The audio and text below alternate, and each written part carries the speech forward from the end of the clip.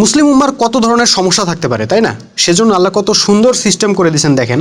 প্রতিদিন 5 ওয়াক্ত নামাজের জন্য মুসলমানরা যখন মসজিদে একত্রিত হবে তখনই তাদের ছোটোখাটো স্থানীয় সমস্যার সমাধান হয়ে যাবে।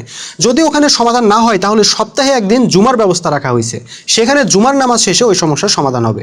কিন্তু ধরেন সমস্যাটা আরও বড় কোনো জাতিগত সমস্যা, তাইলে সেটার সমাধান কিভাবে হবে? সেজন্য আল্লাহ রাখছেন আরাফাতের ময়দান। বছরে একদিন সারা বিশ্বের নেতৃস্থানীয় মুসলিমরা হজের ময়দানে সমবেত হবেন। সেখানে মুসলিম বিশ্বের খলিফার সাথে রাজনৈতিক, কূটনৈতিক, সামরিক ইত্যাদি বিভিন্ন বিষয় নিয়ে আলাপ আলোচনা হবে, পরামর্শ হবে, পরিকল্পনা হবে, সিদ্ধান্ত হবে। এরপর খলিফা তার হজের খুতবায় মুসলমানদেরকে দিক নির্দেশনা দিয়ে দিবেন। কিন্তু বন্ধুরা, দুঃখের বিষয় হইল সেই ইসলাম, সেই খলিফা, সেই উম্মাহ ও সেই হজ কোনোটাই এখন আর নাই। এখনকার হাজী সাহেবরা তো সমস্যা সমাধানের জন্য আরাফাতের ময়দানে যান না, তারা ওইখানে যান সওয়াবের জন্য। আর রাজনৈতিক, অর্থনৈতিক, সামরিক ইত্যাদি সমস্যা সমাধানের জন্য তারা ছুটে যান new York, Geneva, London, Moscow ইত্যাদি শহরে।